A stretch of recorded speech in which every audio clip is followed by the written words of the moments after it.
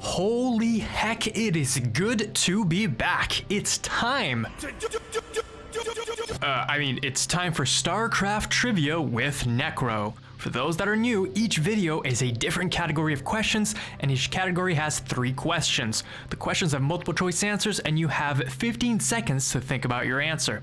If you're watching on Twitch, you can participate by writing your answers in the chat. If you're watching on YouTube, even better. You can keep track of your score from episode 1 to 10 and write down your final score in the comments of the last video. If you need more time to think about your answer, feel free to pause the video, but no cheating, or you won't get any street cred, let's be real. Without further ado, the category is units. The Zergling is pretty much the weakest individual attacking unit in the game, as it costs half a supply, has very little HP, and is vulnerable to area of effect damage and anti-light damage. However, a +3/+3 adrenal gland Zergling with metabolic boost is a force to be reckoned with.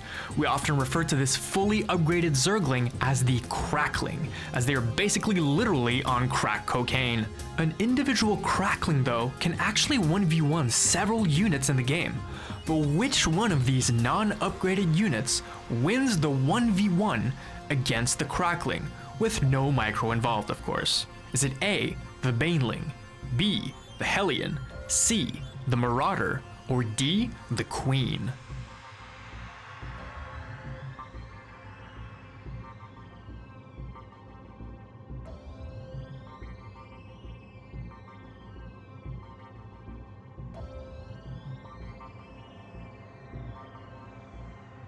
The answer is C, the Marauder. So real quick, a Crackling has a damage per second of 13.79.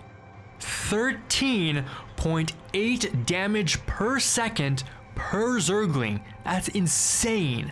So for the Baneling, those of you who play Zerg should know that a Baneling cannot one-shot a Zergling with +1 armor. So with +3 armor, it's no contest. Then we have the Queen. It's kind of surprising that the Queen actually loses the 1v1.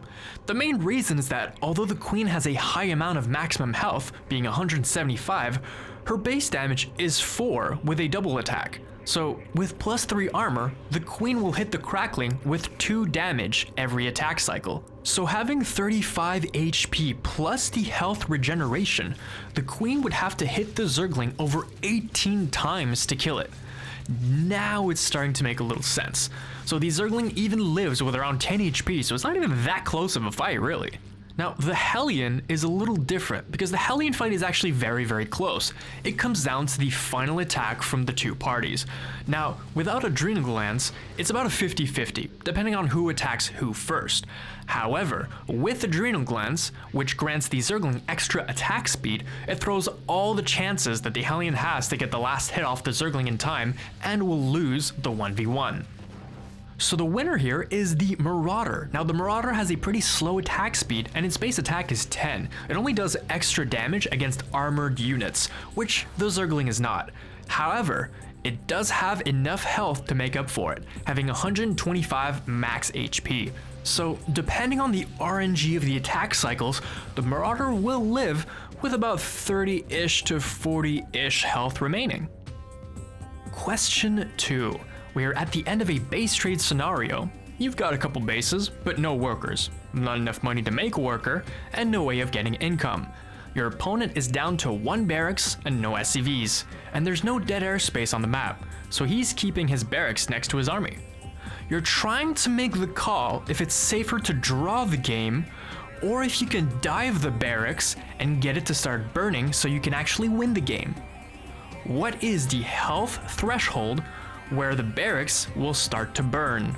Is it A, 200 HP, B, 250 HP, C, 333 HP, or D, 500 HP?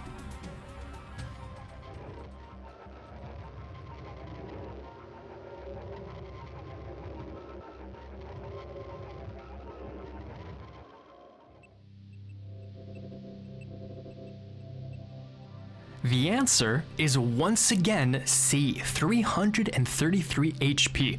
Now, if you look it up on Wikipedia, it would tell you that a Terran building starts burning under a third of its health, but that's not fully accurate, as 1/3 of 1000 HP is 333.33 HP, and 333 is just under that, so it should start burning, but it doesn't, until it gets knocked down to 332 HP, which leads me to believe that in the code, it's not burn under 1/3 of max health, but rather burn under 33% of max health.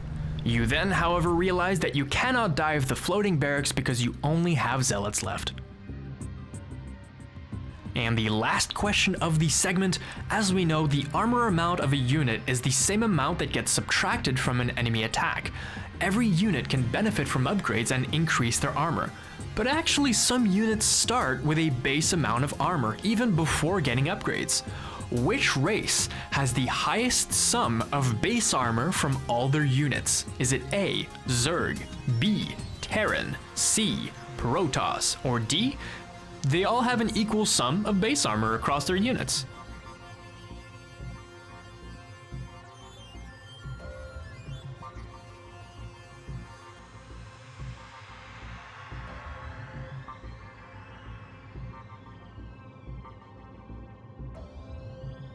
The answer is A, Zerg. For those of you who chose D, you thought this game was balanced. What an idiot. Oh man, in third place we have, of course, Terran. It's the Marauder plus Siege Tank plus Cyclone plus Thor plus Medevac plus Raven plus Battlecruiser for a grand total of 9 base armor. In second place we have Protoss. It's the Zealot plus the Stalker plus the Sentry plus the Adept plus the Dark Templar plus the Immortal plus the Colossus plus the Disruptor plus the Carrier plus the Tempest and plus the Mothership for a grand total of 14 base armor. And in first place we have Zerg. It's the Queen plus the Roach plus the Ravager plus the Lurker plus the Swarm Host plus the Ultralisk plus the Overseer plus the Corruptor plus the Broodlord plus the Viper. Wait, that's only 12. Well, you forgot one thick boy, the Larva, which has 10 base armor. So real quick, I did not count the Cocoon as a unit here, as it has no movement speed, no attack, and no abilities whatsoever. The Larva, though, has no movement speed, no attack, but it has the ability to morph into any other Zerg unit through resources, just like a Zergling, a Roach, a Hydra, an Overlord, and a Corruptor. So yes, Larva absolutely counts as a unit. So Zerg OP, no surprises here, am I right? But in all seriousness, spells in the game ignore armor, which is why Pulsar Beam, Psionic Storm, and Fungal Growth can shred through Larva so easily. So if your Oracle ever gets pushed back from the natural and you find a naked third hatchery, well, you can just kill the Larva that's there. That'll trigger the Zerg so hard that he'll leave the game. Flawless logic.